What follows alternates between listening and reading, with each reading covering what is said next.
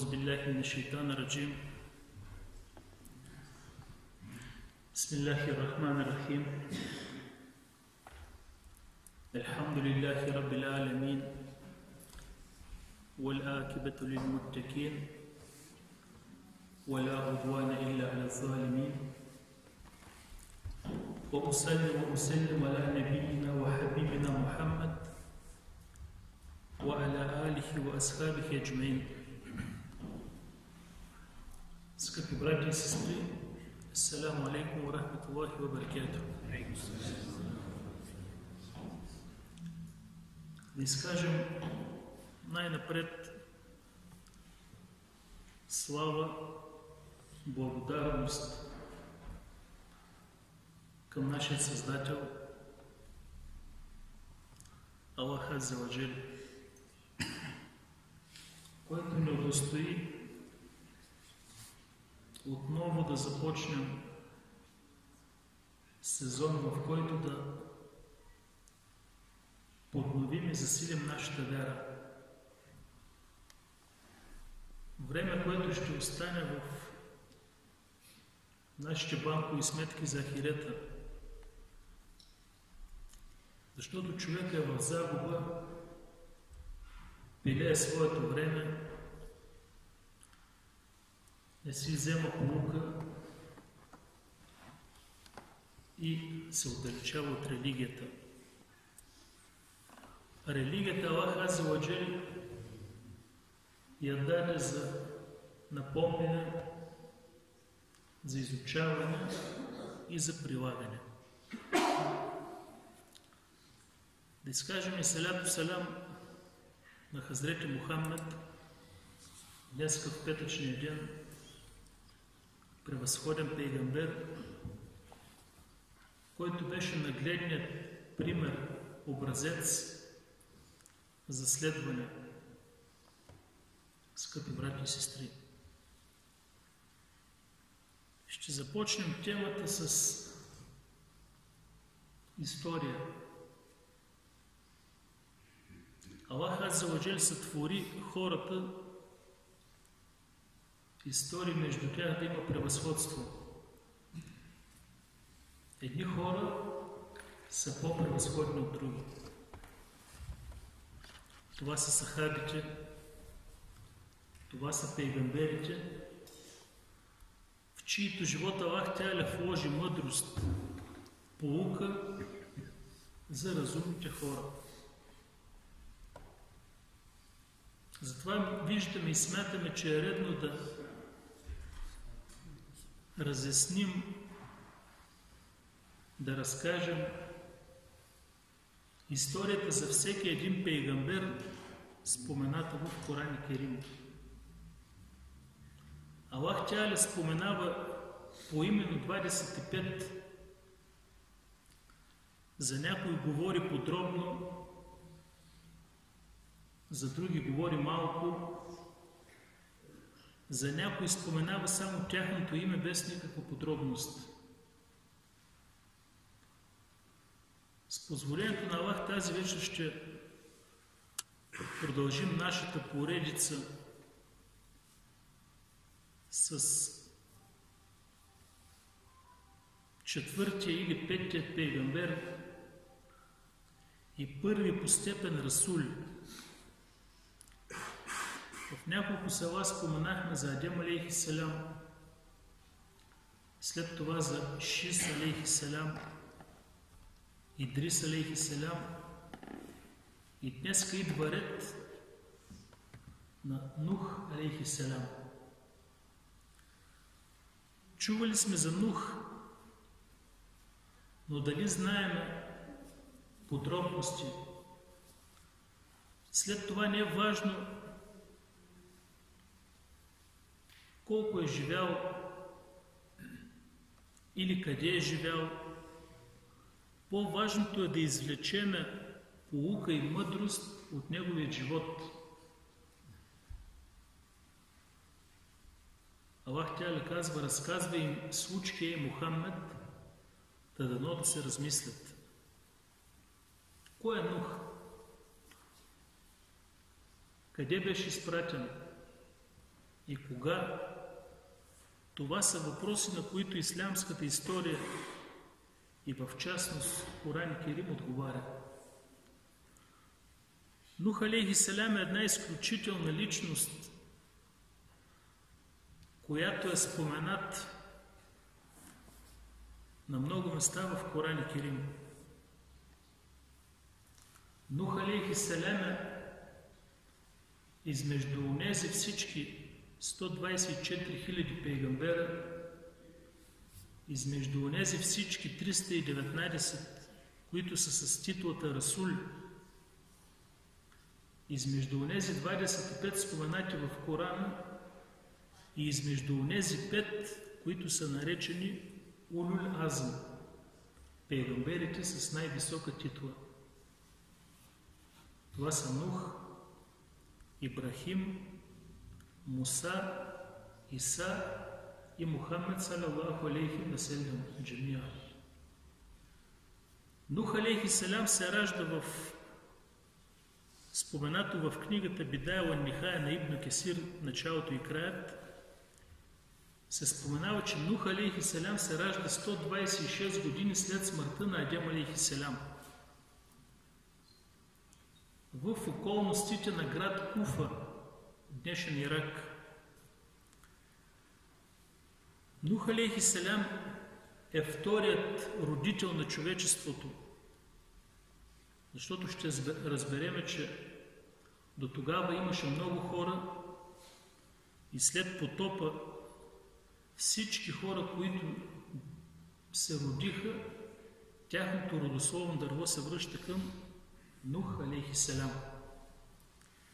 Затова и Нух алейхи салям от онези пейгамбери, които се споменават много в Корана и подробно се споменава неговият живот, неговият призив и първото общо наказание, което сполетява човечеството след извършването на най-големият грях за първи път в историята на човечеството. Това е ширк или съдружаването с Аллах. Нух алейхи салям е споменат в сура Араф, в сура Юнус, в сура Ембия, в сура Вярващите. Споменат е в сурата Шуара, Анкебут, Сафат и по-подробно е споменат в сура Худ. Дори има сура в Коран и Керим, която носи неговото име – Нух, сура Нух. Неговото име е Нух ибн Лямик, т.е. син на Лямик, син на Мутелашлик, който е син на Ханух, а Ханух е името на Идрис алейхи салям. И казват историците, че между Нух алейхи салям и Хазрети Адем има 8 човека. Следователно той е от първите в човешката история. Споменава се обаче, че неговото име е било Абдул Гафар, други казват Сакин, а трети казват Яшкур, т.е. признателен. А Нух е негово прозвище. Откъде идва прозвището Нух? От Нияха или плач. Две са версиите, за които се споменава причината да се нарече Нух. Едната от тях, че като малък е видял куче, което е било болно с краставо и му се засмял и му обърнал гръб. И когато пораснал и осъзнал грешката си, е започнал да плаче от съжаление, правейки тълбе. Другата версия, която се споменава, че Нух идва от Нияха, т.е. плачела много през нощта с хашия, с смирение пред Аллах. Плакала заради хората, които е призовавал. И оттам идва и името Нух, което се споменава в Коран и Керим на 43 места. Между Нух и Адем алейхи салям има достоверно предание, че има 10 карна. Защото пейгамбер салалаху алейхи ва салям беше попитан: Я Расулаллах, Адем беше ли пейгамбер? Казва: да, небиюн мукеллям, пейгамбер, на който Аллах говорише. Казват: Я Расулаллах, колко беше времето между Нух и Адем? Казва: Ашерата Курун, 10 карна. Какво означава карн? Една част от учените казват: кар означава 1 век, 100 години. Следователно, според първото тълкуване на думата карн, между Нух и Адем алейхи салям има колко? 10 века, 1000 години. Според второто тълкуване обаче, което е по-достоверно и подкрепено с аети от Корана, се споменава, че карн означава поколение, едно поколение. Ако днес едно поколение живее 60-70 години, тогава първите поколения са живеели повече. Както знаем, за Нух живее над 1000 години, 1700, за което ще споменем. И затова Аллах Тяля в Коран Керим, в Сура Исра казва: وَكَمْ أَحْلَكْنَا مِنَ الْقُرُونِ مِنْ بَعْدِ Нух. И колко поколения Курун погубихме след Нух. Тоест този аят е довод, че думата Курун се има предвид поколения. Във втория аят казва Аллах Тяля: وَكُرُونًا بَيْنَ ذَلِكَ كَثِيرًا. И много поколения между тях. И в третия, подкрепяйки тази теза, казва Аллах Тяля в Сура Мериям: وَكَمْ أَحْلَكْنَا قَبْلَهُمْ مِنْ قَرْنٍ. И колко поколения преди тях погубихме. Следователно, според това тълкуване, между Нух алейхи салям и Адем алейхи салям има 1000 години. Защото първите поколения, освен че бяха високи, за което Расулуллах салалаху алейхи ва салям казва, че Адем алейхи салям беше висок 60 лакътя, т.е. 30 метра. И широк беше 15 лакътя, т.е. 7 метри и половина.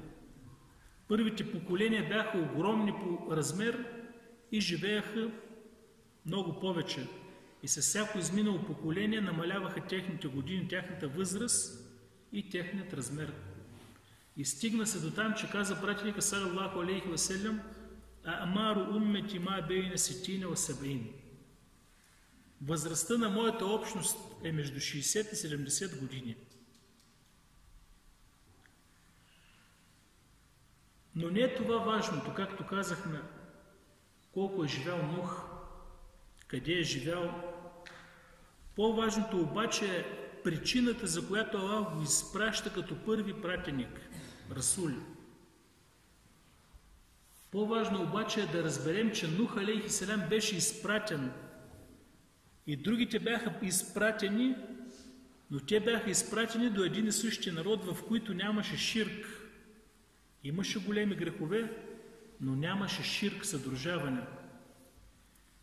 Аллах азза ва джал изпрати Нух кога? Когато се появи първият ширк на земята. Адем алейхи салям беше изпратен и дарен с 10 страници. Шис алейхи салям беше изпратен като пратеник, беше дарен с 50 страници.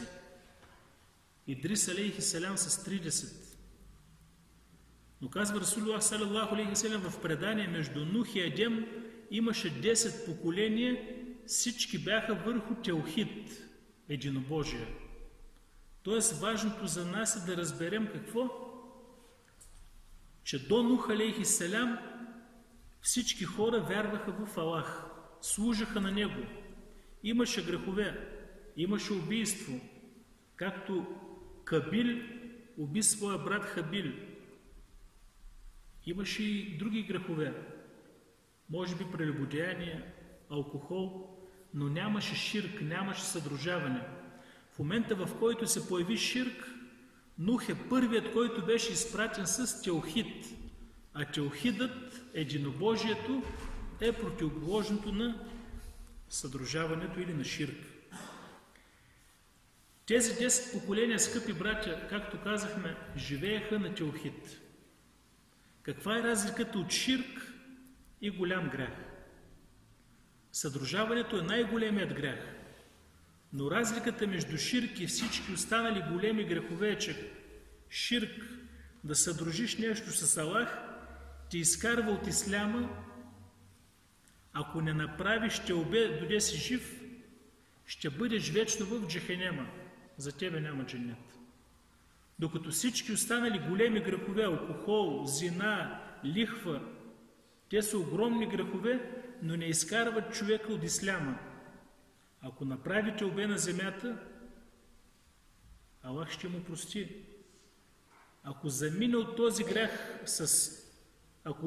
този свят с грях от споменатите, на съдния ден Аллах може да му опрости, може да го вкара в джехенема, да се изтърпи наказанието, но един ден ще влезне в дженнета. За разлика от онзи, който умрял като езичник, съдружаващ, за него дженнет няма никога. Първата поява на ширк идва във времето на Нух алейхи салям. Има човек на име Уед или Уид.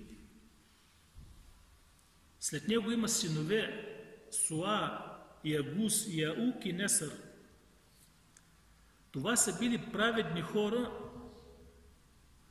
които са били върху единобожие, върху теохид. Били са праведни, вярващи, набожни и хората много са ги обичали. Когато ги видят, с тях си сверяват часовника. И днес има такива хора, чието иман личи върху техните лица и когато ние ги видим и ги срещнем, без да ни говорят, нашият иман се увеличава. Може да са малко, но ги има. По същия начин те бяха пример в обществото. Уид или Уед означава от обичан, меладде, обич. Оттам идва и неговото име. Почина първи, хората започнаха да тъжат за него, да жалеят. Защо? Защото от дюнята се заминава един праведен човек. След това почина Суа, след това Яук, Ягус, Несър. И тук дойде шейтана.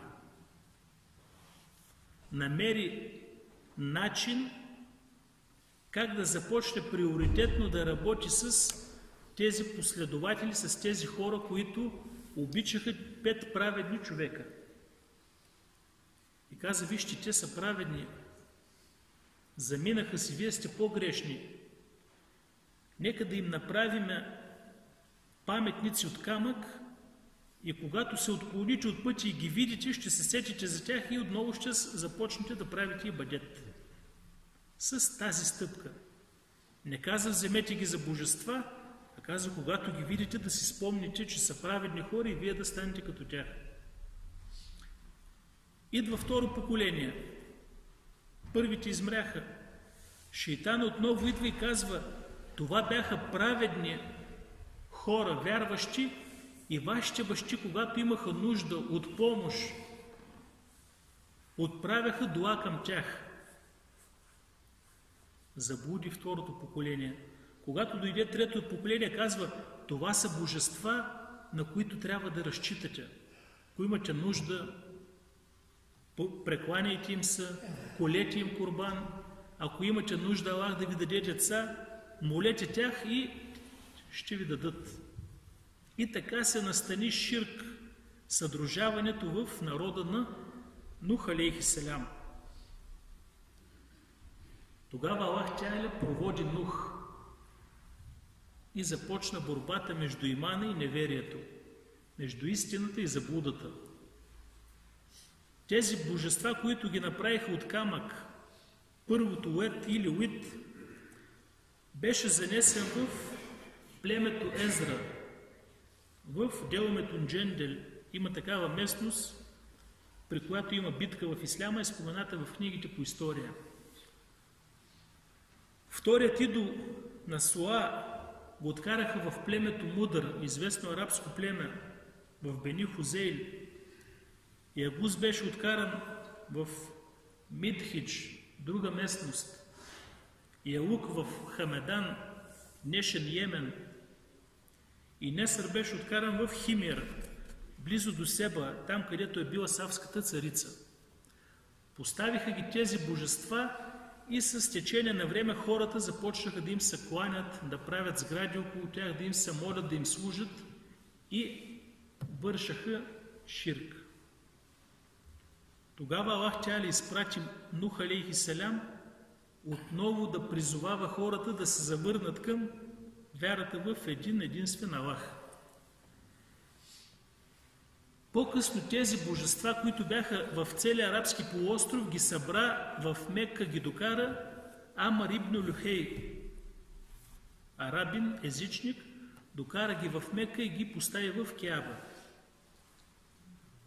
За него пратеника салалаху алейхи ва салям казва: видях го в съня си как ври в огъня, защото е първия, който докара идолите в Мекка. Първо бяха от камъни, след това ги оформиха от злато и сребро. Уит остана под формата на мъж, Суа беше изобразен под формата на жена, следващият Ягус беше под формата на лъв, Яук под формата на кон и Несър под формата на птица. Взеха ги за божества и започнаха да им се кланят. Умму Селеме, чието съпруг почина в Хабеша след първото преселение, и Умму Хабибе, нейният съпруг па в Хабеша, когато се пресели, стана християнин и се отказа от исляма. И двете по-късно станаха съпруги на пратеника салалаху алейхи ва салям и казват: Я Расулаллах, когато бехме в Хабеша в Етиопия, видяхме черква с име Мария, на името на майката на Иса алейхи салям, и вътре имаше икони, имаше идоли, разкрасена. Описват какво са видяли в Хабеша. Тогава Расулуллах салалаху алейхи ва салям казва: онези там са хора, когато при тях починеше праведен човек, построяваха върху него, неговият гроб, джамия, и започваха да правят ибадет. И след това казва: те са най-лошите творения при Аллах на съдния ден. От тук учените казват, че е забранено да се поставя меитин в джамия. Казват, там където има гроб, върху него е забранено да се строи джамия. И всички ние знаем, когато Расулуллах салалаху алейхи ва салям се преседи в Медина, когато купи място, върху което да направи джамия, имаше 2-3 гроба, заповяда на сахаба да ги изровят и да откарат техните останки в гробищата. Харам е там, където правиш ибадет, джамията на Аллах, домът на Аллах, да има гроб. И затова Расулуллах салалаху алейхи ва салям казва, те са най-лошите творения. Онези, които строят джамии, храма върху гроб, те са най-лошите творения при Аллах на съдния ден, когато дойдат. От тук учените казват опасността от снимки, от картини с лик, когато се поставят в нашия дом. Там нямаме право да кланяме намаз. Там не влизат мелейкета. Там влизат шейтани и джинове. И затова, когато някой изпадне в положение, че трябва да му се чете Коран, рукия, човекът, който чете Коран, първо казва, трябва да изкараш всички снимки и статуи от тази стая. Защо? Защото мелейкетата са избягали от тази стая. От тук учените казват опасността от посещаването на гробища от невежия човек. Човек трябва да има наука. Може да отиде да посети гроб, да вдигне ръцете и да каже, Я Рабби, опрости на този човек. Може. Но има невежи хора, които отиват при гроб, вдигат ръцете и се молят на гроба, казват, дай ми деца, дай ми берекет, дай ми здраве. По този начин шейтана му разкрасява, че в този гроб лежи праведен човек, мюфтия, ходжа, евлия, и този човек с това си дело излиза от исляма. Исляма поощрява ихтирама, уважението, но забранява тегдис, обожествяването. Можем да го уважаваме даден човек, който е бил праведен и е починал. Можем да го уважаваме, да го споменаваме с добро, да правим дуа за него, но нямаме право да го обожествяваме. От тук шейтана идва и заблуждава много от хората. Връщайки се на Нух алейхи салям, Аллах го изпраща като пратеник, когато е млад, на 480 години. Започва да призовава хората. Става пейгамбер. Когато отива и казва на народа, оставете тези божества, тези идоли, от тях няма нито полза, напротив има вреда, тогава те ревностно защитават с искрен ният, знаят, че това им са какво? Това са техните божества, от които имат полза. И какво казват? Корана описва и казва: «Вакалю ля тезаранна алихатекум». И рекоха: и за нищо на света не изоставяйте вашите богове. Не изоставяйте нито Уид, нито Суа, нито Яук, нито Ягус, нито Несър. Пазете ги. И тогава възстана вражда и борба между кой? Между Нух алейхи салям и част от обществото, които бяха съдружаващи. И казва Аллах Теала в друг аят: «Валакад беасна фи кулли умметин расулен». И ние изпратихме във всяка една общност какво? Расул, пратеник. Ени будуллаха въчте не буд тагут. Каква беше неговата мисия? Да призовават хората единствено да служат на Аллах и да се предпазват от тагут. Какво означава тагут? Учените казват: всичко онова, на което се служи освен Аллах, то е тагут. Човек, служайки на тагут, излиза от исляма. От тук учените казват, че всеки един призив, който не е изграден върху теохид, той е батил, той не е прият. Нух алейхи салям беше изпратен сред хора, които не вярваха в Аллах. Нух алейхи салям идва при тях и не го вълнува нито бизнес, нито работа с тях, нито ползи и изгоди, а единствено го интересуваше как отново да ги прикани към ибадета към Аллах азza ва джал. И в сура Худ Аллах Теала подробно описва тези моменти, в които Нух алейхи салям се борише с неговият народ. Дори казва: «Инни ахафу алейкум азабе йомин елим». Обръщайки се към народа, казва: наистина аз се страхувам за вас от болезнено наказание. От тук виждаме, скъпи братя, че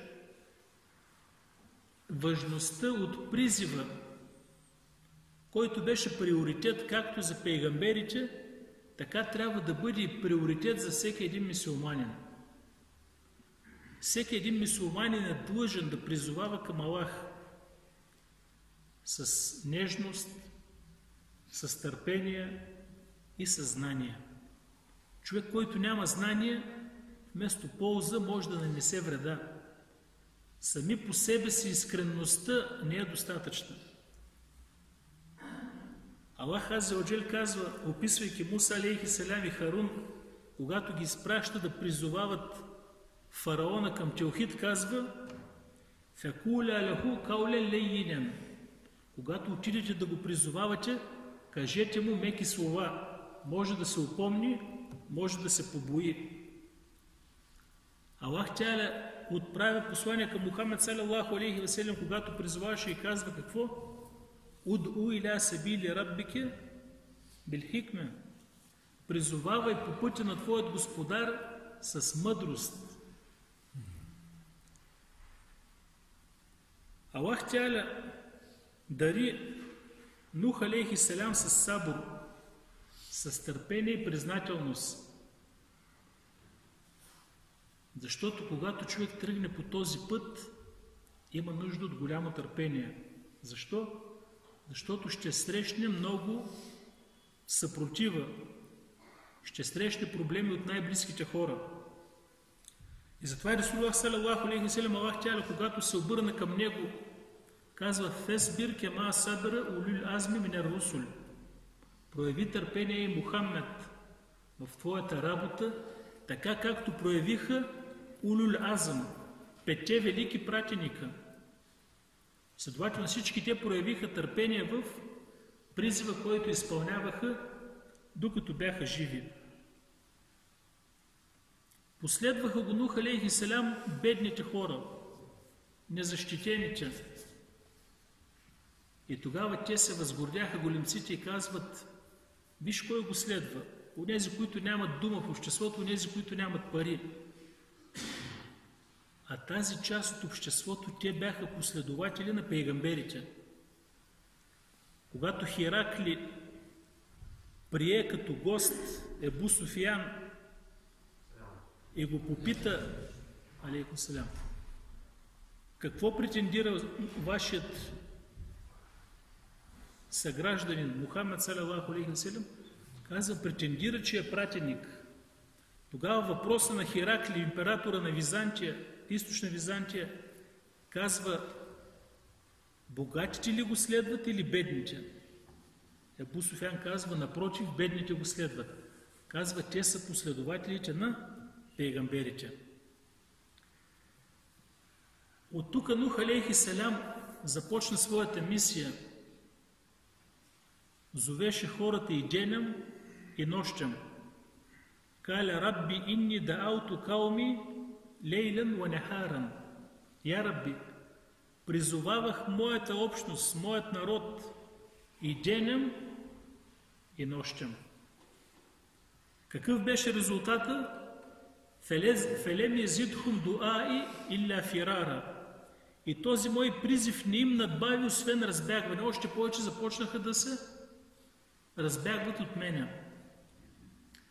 Но Нух алейхи салям не се отказа. Пак започна да ги призовава и казва: и всеки път, щом ги зовях, за да ги опростиш, казва, те си запушваха ушите с пръстите. След това, казва, и се загръщаха със своите дрехи и оспорваха и все повече се възгордяваха. Първо бягаха от Нух, след това, като го чуят да говори, се запушваха ушите да не чуят, да не стигне истината до сърцата им. Дори си покриваха и кое? И главите. И не им се надбавише, освен високомерие и гордост. От тук насетне, скъпи братя, виждаме, когато Аллах Тяля описва тези моменти в сура Нух, Нух не се отказва и отново казва: "Сумме инни да'аутухум джихара." След това започнах да ги призовавам явно по пътищата, без да се притеснявам. "Сумме инни а'ленто лахум ва асрарто лахум исрара." След това започнах да ги зова и скрито. Едни ги зовеше явно, едни скрито. Тук има мъдрост за призоваващия. Защо Нух алейхи салям едни хора ги зовеше явно, други скрито? Както и Мухаммед салаллаху алейхи ва салям имаше период от своя призив, първите 3 години от исляма беше скрит призив, а останалите 10 явен. Защото хората не са на едно ниво. Онзи, който е силен в обществото, богат, има място, него може да го призовеш явно и когато той приеме исляма, той не се притеснява. Но има и хора, които бяха бедни, роби, незащитени. Ако той приеме исляма открито, неговият господар започва да го наказва. Както Билял Хабеши, когато прие исляма, неговият господар можеше в къщата да му удари тоягите, да го наказва, обаче той предпочете да го наказва публично, за да каже на останалите хора: вижте какво се случва с него, ако вие приемете исляма, това ще очаква и вас. И затова Нух алейхи салям някой го зовеше явно, някой го зовеше скрито, за да може да ги предпази от нараняване от останалите хора. Призовава ги ден, 2, 3 години, те упорстват. Тогава Аллах Тяля им даде суша, глад, започнаха да им измират животните и децата. 40 години имаше суша. Отиват и започват да молят Нух да направи чудо, да се възвърне отново дъжда, плодородието и така нататък. Може ли Нух алейхиссалям да направи? Не може. Но може да дигне ръцете и да моли Аллах Тяля. От тук Нух се възползваше и започна отново да ги призовава. И казва Аллах Тяля, описвайки този момент: факулту стагфиру раббакум иннаху кяна гафара. Ако искате отново онова, което обичахте, казва истагфиру раббакум. Правете истигфар, покайте се пред Аллах. Наистина Той е много прощаващ. Само това ли? وَيُرْسِلُ السَّمَاءَ عَلَيْكُمْ مِدْرَارًا. И отново ще ви спусне от небесата дъжд, последователен, много дъжд, да напои всичко. Само това ли? В следващия аят казва: وَيُمْدِدْكُمْ بِأَمْوَالٍ وَبَنِينَ. И ще ви подкрепи отново с имущество, с пари и с синове. وَيَجْعَلْ لَكُمْ جَنَّاتٍ وَيَجْعَلْ لَكُمْ أَنْهَارًا. И ще ви върне отново градините и реките. Повярвайте в Аллах и ще получите всичко това, от което бяхте лишени. Но те пак отказаха. Предпочетоха глада, отколкото да кажат ля иляха илlallah. По времето на Нух имаше цар езичник, който беше богат и хората го следваха. Някъде в книгите се спомена, че се казва Дермесил в ислямските исторически книги. Хората следваха него, защото имаше пост, пари, а не следваха Нух. Както и днеска. Бедният човек е склонен да взема мнението на бизнесмена, на политика, а дори и то да е грешно. Защо? Защото в утрешния ден може да им помогне, може да им удари едно рамо. А това, че имама му говори истината, не го взема под внимание. Това е една практика, която е още от Нух алейхиссалям до днес и ще продължи след нас. Народа на Нух не го приеха поради 3 причини. Първо казват: ти си обикновен човек като нас. И Коран описва този момент и казва: ама енте илля бешаран мислюна. Ти не си нищо друго, освен човек като нас, защо да те следваме? После казва: теб те следват бедните и слабите. Теб те следват онези, които нямат мнение в обществото. Никой не ги взема под внимание. За кой ние да те следваме? Тогава, скъпи братя, Нух алейхиссалям не се отказа. По същия начин, ако си спомним малко по-назад във времето, пратеника салаллаху алейхи ва салям, когато седна да говори с големците на Мекка, да ги призовава към исляма, те какво казаха? Мухаммед, ще седнем с теб да те слушаме, но тези бедните там, тези робите нямат място при нас. Това е методологията на шейтана и неговите последователи. Елита на Корейш казва: ние ще седнем да те слушаме, но и онези бедните не ги искаме. Елита по времето на Нух алейхиссалям казва: те ще следват само бедните, само онези, които нямат място и мнение в обществото. И днес към много от хората какво казват? В джамиите ходят най-окапалите, най-простите, Това са тактиките на шейтана. Кой е по-прост, ви питам? Онзи, който свежда чело в седжде и казва: Субхана Рабби аля, пречистите я Раби най-великия, или онзи с костюма, който е в заведението с чаша, краде, лъжи и така нататък? Кой е простият?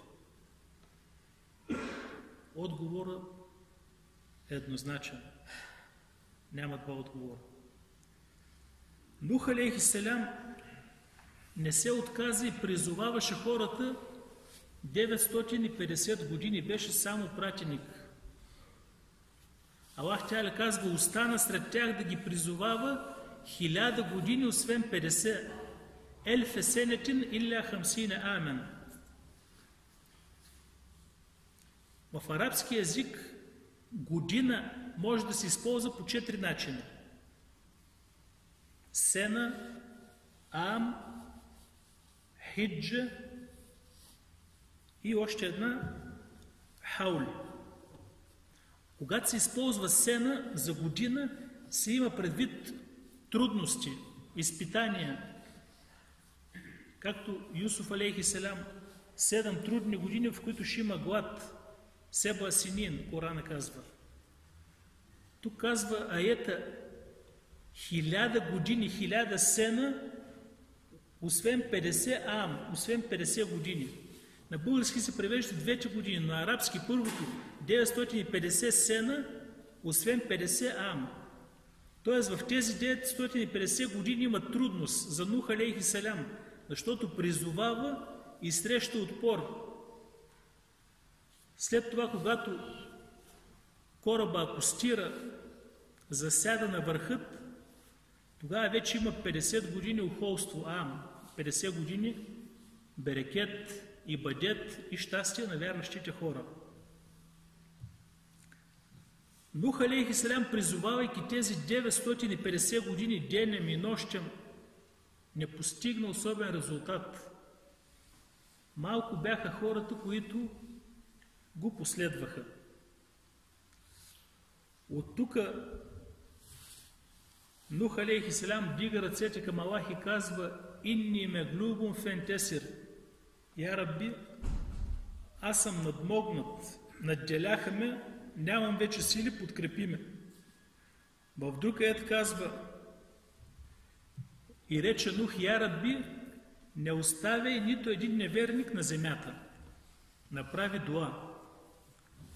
Аллах азза ва джал се обърна към него и казва: „Лей ю'мин мин каумеке илля мен кад амена.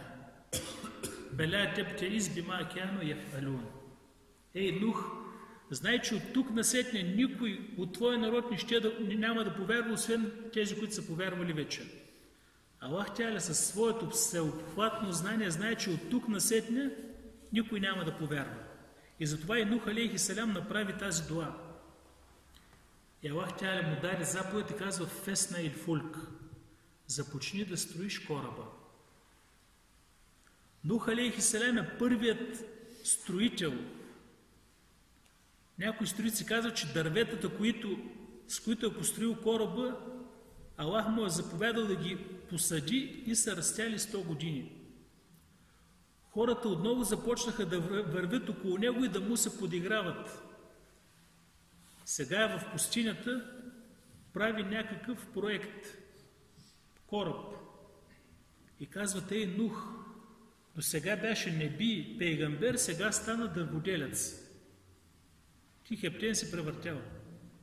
Строиш нещо, където няма вода за пиене, в пустинята. Ти строиш кораб“. Нух алейхи салям казва: „Сега вие се подигравайте, но после на вас ще се подиграват“. Започна да строи кораба.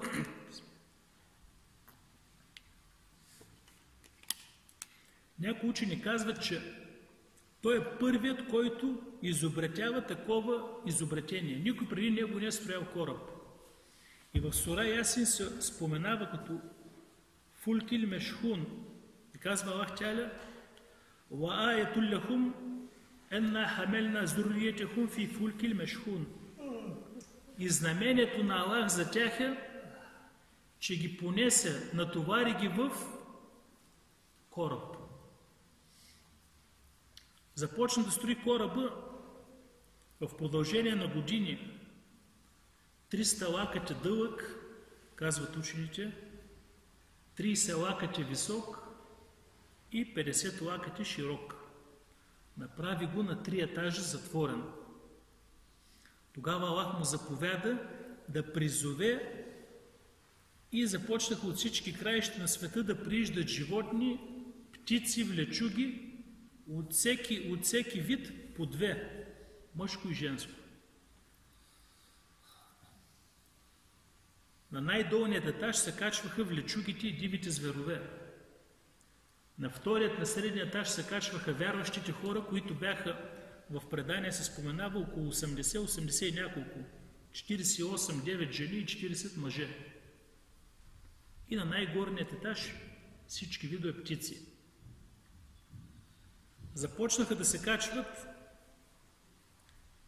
Съпругата му през това време беше починала, но и умря като неверник. Тя не прие ислям. Нух алейхи салям имаше 4 сина. 3 приеха исляма, един отказа. Първият син, който прие исляма, това беше Сам. От него казват историците, както се споменава в книгата Бидая ва Нихая на Ибн Кесир, казва, от него произлизат арабите, персите и византийците. Вторият, който е Хам, казва, от него произлизат коптите в Египет, берберите, Хабеша или черната раса и индианците, които са в Южна и Северна Америка. Казват, на времето, когато са се преселили, са преминали Бернинговия проход и са стигнали до тези 2 континента. И третият син Яфис, от който са тюркските племена, и Еджуч и Меджуч, тези дръпнатите очи, Китай и всички държави около тях. От тези 3 сина са тези поколения назад. Но тези 3 сина и техните съпруги и техните деца са били вярващите по това време и се качват в кораба. 4-тият син, който се казва Ям, в други предания Кенаан, той не приема исляма и отказва да се качи на кораба. Нух алейхи салям, освен че е пратеник, е загрижен баща за сина си. И Коран описва и му казва: "Я бунея иркеб меана." Казва: "Ей, синко, повярвай, качи се с нас. Идва голямо наказание." Той казва: "Ей, татко, аз ще се изкача на най-високия хълм и няма да ме достигне наказание." Тогава Нух отвръща, както е в следващия аят: "Ля асим ел йоме." Казва: днеска няма да има кой да се избави от повелята на Аллах, освен над които Аллах се е смилил. И между тях излезна вълна, преграда, фекянем и нелмугракин. И той беше от онези, които се удавиха. Ще се спаси на най-високото. Но Нух казва: днеска Аллах няма да остави никой от неверниците. Никой няма да се спаси. Освен онези, върху които има милост, т.е. вярващите. Качи се с нас на кораба. Той отказал. Споменават историците в преданията, които са израилят от Бени Исраил, че по това време имала една жена с малко дете, не е приела исляма, е започнала да бяга, водата върви след нея, бяга от хълм на хълм, върви в най-високия хълм, но и там достига водата и се дави и тя и детето. И казват, ако Аллах проявеше милост към неверниците, към някой, щеше да прояви най-напред към тази жена и нейното дете. Но щом остава върху неверието, наказанието на Аллах ги обхваща всички. От тук виждаме, скъпи братя, следващият момент става потопа. Всички се издават на земята, цялата земя бива облята с вода, защото Корана подробно описва, Аллах заповядва, небесата започват да валят необичайно. Няма капки, а сякаш се стичат реки. Заповядал на земята да извира вода и за кратко време залява цялата земя. И Коран казва: "Фарат тянур", и тогава закипя пещта. Някои тълкователи на Корана казват, щом като закипяла пещта, може би Нух алейхи салям е направил пещ с огън, която да задвижва кораба да върви. Той е първият изобретател. Качвайки се всички вярващи и животните, спира всичко. Терминала се затваря. Кой има билет за самолета, качва се, кой няма, чака отвън. И тук кораба се затваря, неверниците са издавени и кораба тръгва. 150 дена или 6 месеца, 5-6 месеца пътува този кораб, след това Нух алейхи салям изпраща птица гълъб да започне да търси суша. Стига до един висок хълм и видяла част от дърво, някои казват маслина, някои казват смокиня, къса едно клонче и се връща при Нух алейхи салям и той вижда, че вече има суша. Тогава Аллах Теаля в Коран Керим споменава и казва: и рекохме, ей земя, погълни своята вода, ей небеса, спрете. И тогава водата се спря, водата започна да се прибира в земята. Вакуди ел-емру вастawat алил-джуди. Повелята на Аллах беше изпълнена и кораба заседна върху Джуди. Това е планина, която историците казват се намира между двете реки Тигър и Ефрат. Кораба засяда там, водата се прибира в земята и вярващите слизат и така започва новият живот.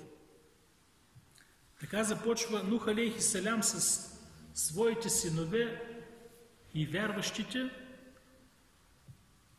обаче като баща пак изпитва съжаление за своя син, който умира във водата. Започва да моли Аллах, защото бащинските чувства не му дават покой. Всеки един родител знае какво означават децата за него. Коран отново описва и казва: «Ванада Нухун раббеху». И тогава Нух призова неговият господар, вдигна ръцете и започна да прави дуа. Каля рабби инне ибни мин ахли, ва инне ва'дика al-хак, ва енте ахкемул хакимин. Казва: я Рабби, синът ми, този, който се удави от моето семейство, а твоето обещание е истина и ти си най-справедливия съдник. Тогава Аллах Теаля отвърна и казва: Каля я Нуху, иннеху лейсе мин ехлике, иннеху амелун гайру салих. Ей, Нух, той не е от твоето семейство, той извърши непристойно деяние. И казва: не ме питай за това, за което нямаш знания, поучавам те, за да не бъдеш от невежите. Ей, Нух, той е твой биологичен син, обаче той умира като езичник.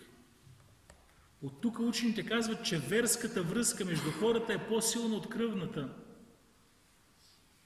Вярваш си, спаси се от наказанието на Аллах. Не си вярващ, няма значение твоят баща дали е пратеник, или имам, или ходжа, или мюфтия, или депутат. Не. Казват учените, както Нух не беше от полза за своя син Кенаан, така и Ибрахим не беше от полза за своят баща, който умря като езичник, Азер. Така и Мухаммед салалаху алейхи ва салям не беше от полза за неговият миджо Абу Талиб, който му помагаше денонощно, но умря като езичник. И от тук никой да не го храни надеждата, че може да се спаси на ахирета заради това, че баща му бил ходжа, мюфтия, учен човек. Не. Ако си в пътя, има избавление. Ако не си, без значение кой е твой родител, за тебе има загуба. Нух алейхи салям, когато чу тези думи от Аллах Теаля, казва: я Рабби, осланям се при теб втори път да не търся подобно нещо, и ако ти не ми опростиш и не се смилиш върху мен, аз ще бъда от губещите. Вижте, пратеник осъзнава си грешката и казва: ако ти не ми опростиш тази грешка и не се смилиш над мен, аз ще бъда от губещите. Това е един велик урок за всеки един от нас. Еджеба, етиката на пратеник към Аллах Теаля. Казват учените, че всичко това се случва през 10-тия ден от месец Мухаррам, познат при нас като дена Ашура. Казват, Аллах Теаля прие покаянието. Това е предание, вече колко е достоверно Аллах знае, но споменато в някои книги. Казват, Аллах Теаля прие покаянието на Адем алейхи салям в този ден. Казва, Аллах Теаля избави Нух алейхи салям и му даде да слезне на суша в дена Ашура. Казва, в този ден Аллах Тяля избави Ибрахим алейхи салям от огъня. В този ден Аллах Тяля спаси Юнус алейхи салям от рибата. В този ден Аллах Тяля възвърна здравето на Аюб алейхи салям, който 18 години беше подложен на изпитания. В този ден Аллах Тяля се смели над Дауд. В този ден Аллах Тяля даде на Сулейман алейхи салям царството и богатството и пророчеството. И в този ден Аллах Тяля какво направи? Избави Муса, когато го прекара през морето с неговият народ от фараона и армията. И всички ние знаем, когато Мухамед салалаху алейхи ва салям отиде в Медина, завари евреите да говеят. И казва, защо говеете? Казва, днеска е 10-тия ден от месец Мухаррам, в този ден Аллах Тяля избави Муса алейхи салям и ние говеем в знак на благодарност. И казва, ние сме по-близко до Муса от вас.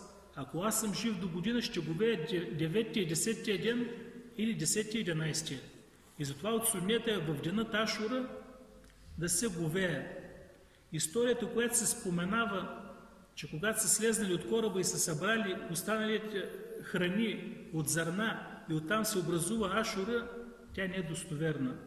Няма достоверно предание за нея, е останало като някаква традиция от някъде. След това, когато слизат на сушата, скъпи братя, когато завършва потопа, започва нов живот. Но преди това учените казват, когато връхлети народа някакво природно бедствие, наводнение, пожар, земетресение, казват така: знайте, че това бедствие за вярващите е рахмет, чрез тях Аллах им прощава, а за невярващите и грешниците е никме, наказание. Нух алейхи салям слиза и започва отново да подучава децата на ибадет. Нух алейхи салям е описан в Корана с търпение и с признателност. Лакяне абден шакура, беше признателен раб. И казва Расулуллах салаллаху алейхи ва салям, наистина Аллах желая от своят раб, когато хапне някакъв залък, да каже Алхамдулилях, да бъде признателен. Когато пие глътка вода, също да бъде признателен. Нух алейхи салям, освен че беше пейгамбер, беше и постоянно говеещ. Казва Расулуллах салаллаху алейхи ва салям, Нух алейхи салям говя през целия си живот след потопа, освен двата дена Курбан Байрам и Рамазан Байрам. Нух алейхи салям изпълни хадж. В предание, предадено от Абдулах ибн Месуд, от Абдулах ибн Аббас в сборника на Ебу Я'ля, казва, един ден Расулуллах салаллаху алейхи ва салям и Абу Бекър вървят през една долина и казва, Абу Бекър, коя е тази долина? Каза Усфан или Асфан. Казва, да знаеш, че през тази долина са минали Нух, Худ, Ибрахим алейхи салям, качени върху тяхните животни, отивайки в Мекка да извършат хадж. Нух алейхи салям, скъпи братя, преди да почине, събира своите деца и им дава бащинска заръка, завещание. Казват учените преди това, че на кораба се качват синовете на Нух, неговите снахи и децата, но има увярващи. Обаче от тях не остава поколение назад, няма ли са деца, и всички, които остават като поколение в човечеството след Нух, са от неговите трима сина – Сам, Хам и Яфис. В достоверно предание се споменава, че Нух алейхи салям преди да почина, събира неговите деца и казва, искам да ви повеля две неща и да ви предпазя от други две. Казва, първите две, които искам да ви спомена, заръчам ви да казвате ля иляха иллаллах. И казва, знайте, че небесата 7 и земите 7 да се съберат и да се поставят върху теглилката от едната страна и от другата страна се сложат думите ля иляха иллаллах, те ще натежат. Казва, и ви забранявам две неща. куфур, ширк и кибер, съдружаване с Аллах и високомерие. Високомерието е причината да погуби много от хората и да ги вкара в джехенема. Попитали Нух алейхи салям: ти живя дълго, как ще не опишеш дюнята, земния живот? Той кратко, точно и ясно казва: като една стая с две врати. През едната влезнах, през другата излезнах. Този велик пратеник, описан живота му в Корана, може да извлече много ползи. Но в заключение ще кажа, защото Расулуллах саллаллаху алейхи ва саллям, четейки Корана, казва: лакад кяне фи кисасихим ибра.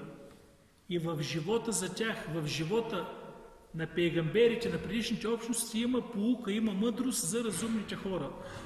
Следователно, ние от случката за Нух алейхи салям трябва да си извлечем някакви изводи, някакви поуки. Както казахме, не е важно дали е живял 1200-1500 години, не е важно дали е живял на изток или на запад. По-важно е да разберем за какво Аллах го изпрати, с каква мисия и каква е причината Аллах да унищожи цялото човечество тогава. Отговорът е ширк. Нух алейхи салям беше изпратен с какво? С теухид, единобожие. От тук виждаме важността от призива. Както Нух беше загрижен и призоваваше хората денонощно 950 години, в едно предание се казва, че 10 човека са приели исляма, в друго 80, най-много 80. Ако ги разделим на 1000 години призив, на всеки 100 години колко? 8 човека. Но въпреки това пак проявяваше търпение. От тук ние може да си вземем поука като хора, които сме мюсюлмани, искаме да призоваваме нашите близки, да бъдем загрижени за тях, да ги призоваваме, но и да се запасим с търпение. Защо? Защото ще срещнем от тях отпор, трудности, инат. Другата поука – важността от търпението. Третата поука – важността човек да бъде загрижен за своето семейство. Както Нух, 3 сина се спасиха, обръща се към 4 и казва: ей, синко, повярвай и се качи с нас. За съжаление, днеска ние се кланяме акшам и ацията, лягаме си спокойно, а това, че нашите деца са в харамите, в дискотеките, Аллах знае къде, изобщо не ни пука. А в утрешния ден ние ще отговаряме и за тях на ахирета. И последната полза, която ще споменем, важността от дуата. Човек да прави дуа и за себе си, и за напътствие на своето семейство, и за всички вярващи. Защото Нух алейхи салям, когато слезна на сушата, направи дуа и казва, както е в аята: Рабби гфирли вали валидейя вали мен дехале бейтия минел му'минине вал му'минат. Я Рабби, опрости на мен и на моите родители и на всички, които влезнаха в моя дом от вярващите мъже и вярващите жени. Тук тълкователите казват, че щом Нух алейхи салям прави дуа за своите родители, които вече са починали, те са починали като мюсюлмани. Защото е забранено да правиш дуа за човек, който е починал, ако знаеш, че е починал като неверник. Нямаш право да правиш дуа за него. Единствено Аллах Тяаля позволява на пратеника да направи дуа за неговият миджу, да облегчи неговото наказание в джехенема. И той ще бъде на най-лекото наказание в джехенема, когато ще стъпва върху два въглена, 2 жара, ще му завира мозъка. Какво остава за всички останали? Това е накратко, дано да не сме пресрочили времето, едно наставление и напомнение и разкриване за част от живота на Нух алейхи салям, един достоен пратеник, първият пейгамбер, изпратен с теухид, загрижен за своята общност, за своето семейство, пример в търпение, пример в признателност и пример в ибадет. Аллах Тяаля да бъде доволен от всички вас за търпението в този петъчен прекрасен ден, да опрости нашите грешки, да напъти нашите сърца, сърцата на нашите семейства, синове, дъщери, близки, да опрости на нашите заминали от този свят на нашите близки и да ни събира заедно в дженнета. Субхана раббика раббил иззати амма ясифун ва саламун алал мурсалин валхамдулиллахи раббил аламин.